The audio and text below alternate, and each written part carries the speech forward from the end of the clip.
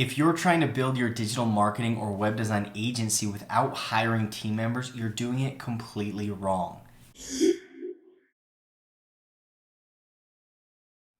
So you're on this video because you're trying to build your own agency, whether this is a web design agency, ad agency, SEO agency, it doesn't matter.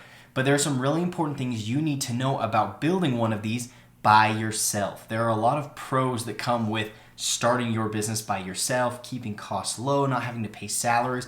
But on the other end, there are a ton of things that are going to kill your business if you don't hire people soon enough. So in this video, we're going to be covering everything that you need to know about hiring new people and at what point of your business to ensure that you can continue to scale, make more money, serve your clients as best as you can, and to make sure that you're reaching all of your goals. Now for me, I started my digital agency about 3 years ago. Initially, it started out as just a web design agency, and I was doing all of the fulfillment myself. So that means that I was doing everything from prospecting to sales calls to proposals and agreements. And then once I did that and got the agreement signed, I was doing all of the design work, all of the client communication, the revisions, and everything in between. I was literally doing everything by myself, and I'm sure a lot of you can relate to that. Now later on in my business, about a year later, I started offering monthly SEO services as well, which added a whole new element to my business that was awesome because I was making residual income, but at the same time, it was requiring a certain amount of hours each and every month for each client. And again, I was doing all of the fulfillment. I was doing all of the work. I was in the trenches, and very quickly I got super overwhelmed and I got too busy that I felt like I didn't even have the time to learn how to hire people or understand what to look for in people, let alone finding people to work for me, how to pay them. I thought that I had to set them up on salaries and give them benefits and all these things that were super overwhelming. And that's just not the case. In fact, it's really easy to hire good people if you make sure you do it at the right point of your business. And what I mean by that is don't wait until you're 80 to 100% full on your capacity to where your days are completely booked out and you're too overwhelmed to take a step back, find people, train them, and get the proper people and processes in place in order for you to continue to scale. And so in this video, again, I want to talk about the pros of starting out as a kind of a solopreneur, one man or one woman show. And then we're also going to talk about the cons of sticking with that model through the life of your freelance business or your agency.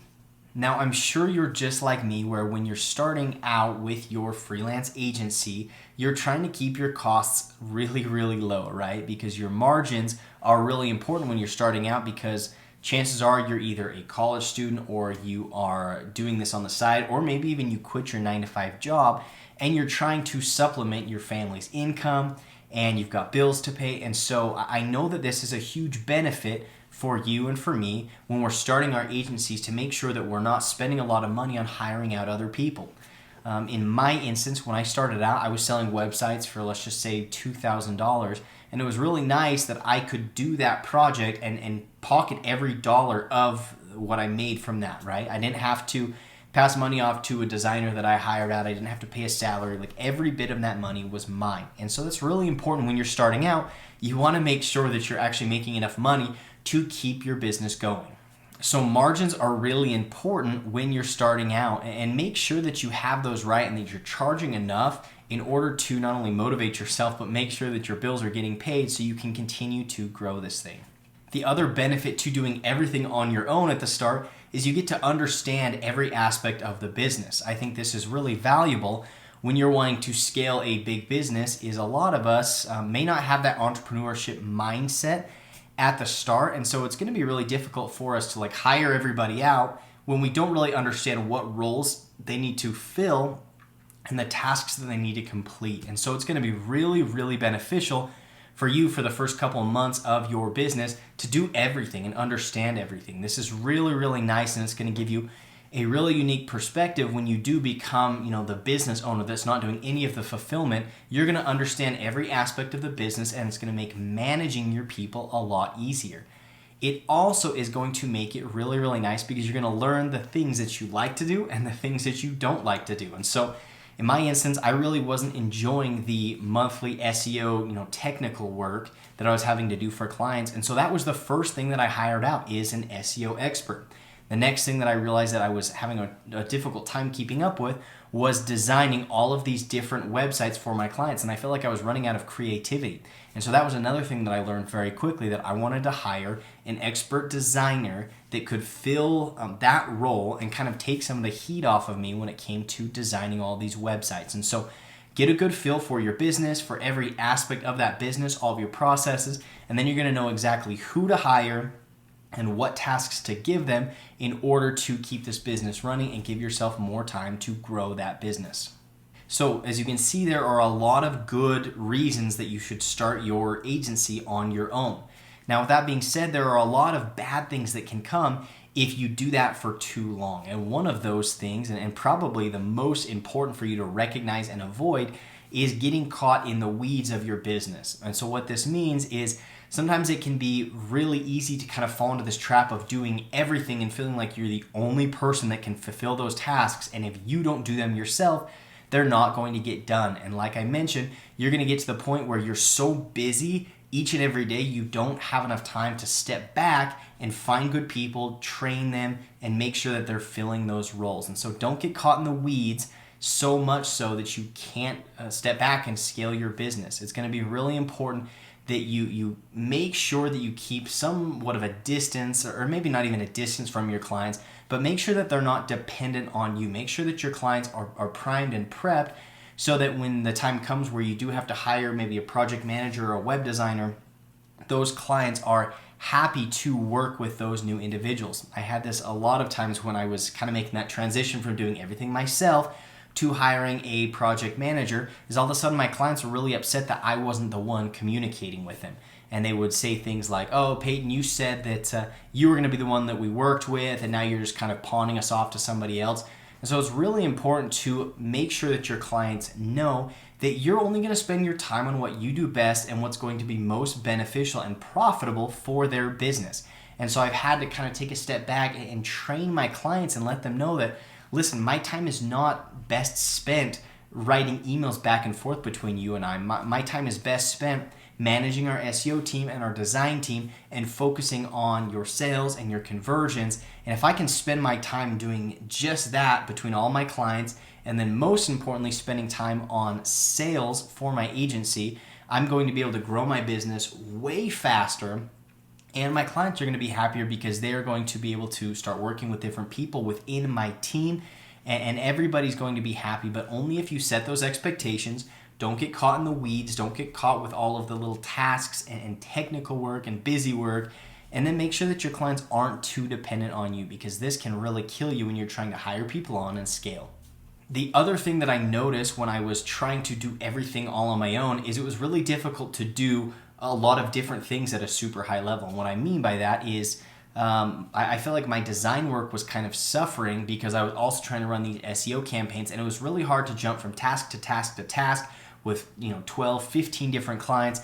And I started to feel like I was doing everything at like a mediocre level. And it made me feel guilty because I wanted to provide the absolute best service for my clients. And so you need to determine where your time is best spent, and then make sure that you're not sacrificing quality on any other service or aspect. Now, one thing that can help with this is don't offer too many services. Offer one, maybe two services, and this will really help you stay focused and not sacrifice quality.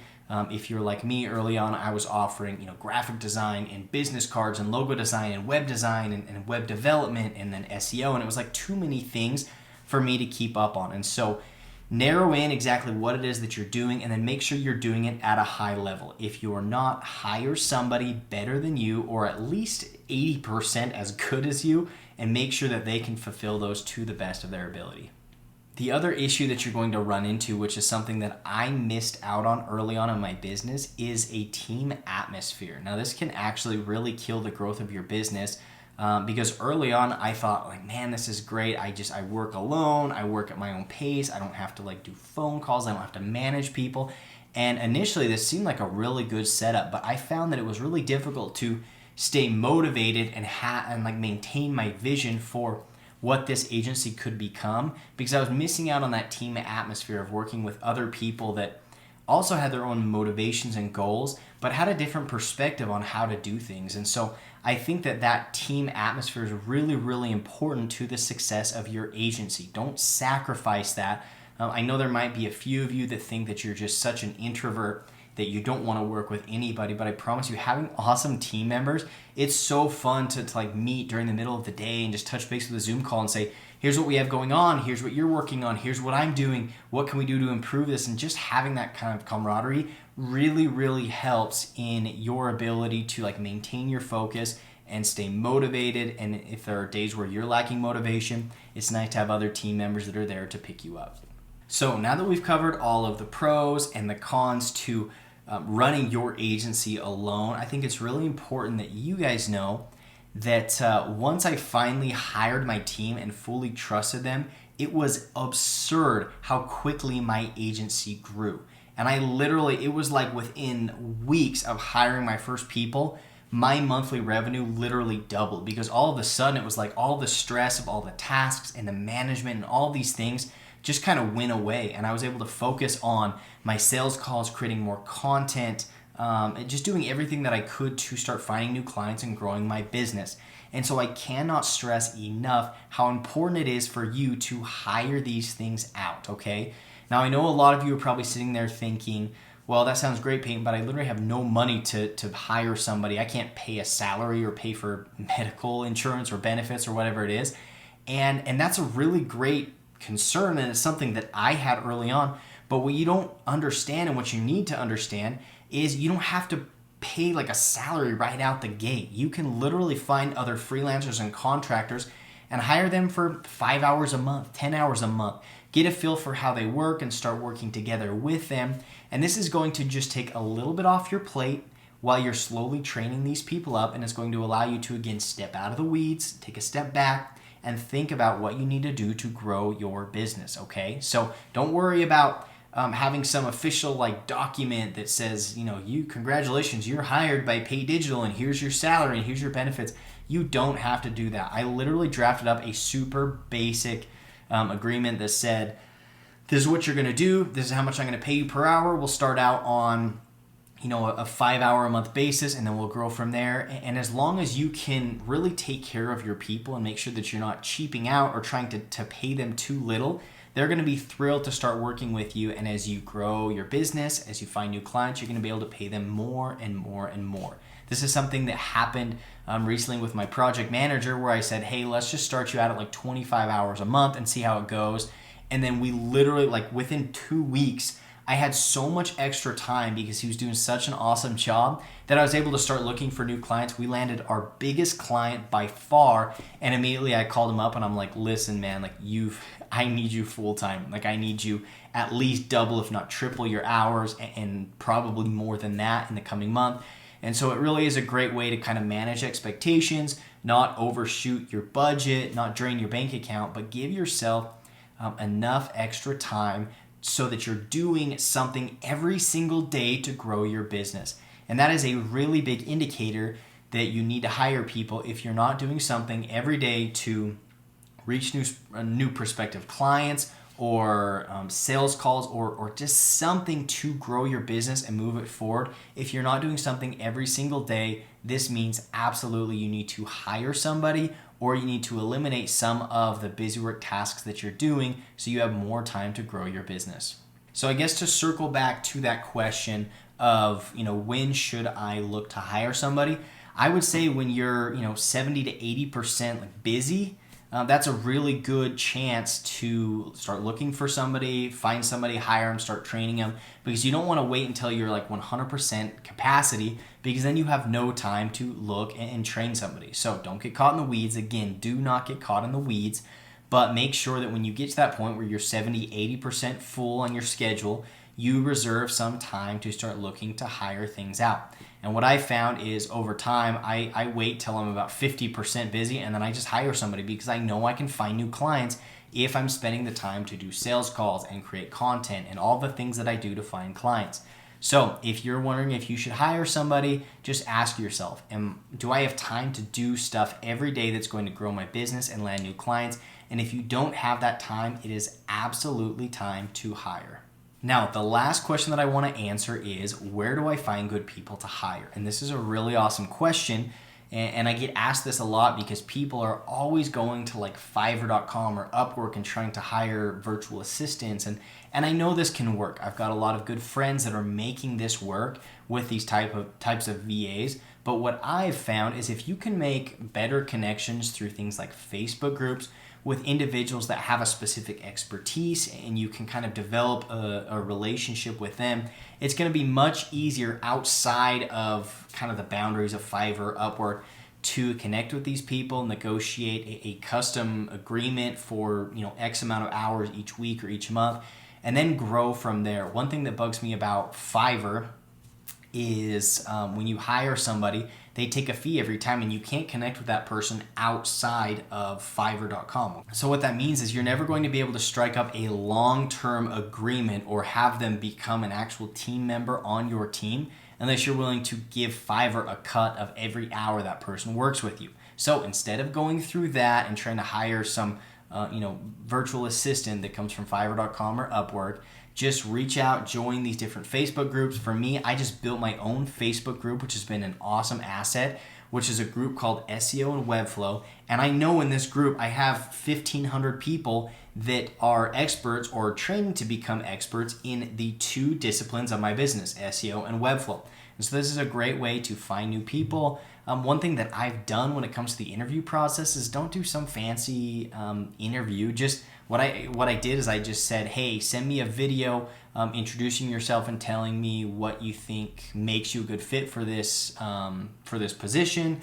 And then outside of that, you can send me your portfolio or whatever you'd like to do. And so this is a great way to connect with people, get to know them, and start hiring good people. And again, you don't have to make any long-term commitments. Hire them for a couple hours, see how they work. If it goes well, extend it a little bit. And before you know it, these people can eventually grow in to a real employee salary position, okay? And so that is something that you'll be able to do once you're making enough money to justify it. So that's everything for this video. If you found any value in this video, please smash that like button down below. That really helps us out with the algorithm and having this video reach more people like you and I. I appreciate you watching, and if you want to watch for more videos like this one on how to grow your web design agency, grow your SEO, your ads agency, be sure to subscribe and turn on notifications below. We have a new video coming out every single week, and so we will catch you in the next one.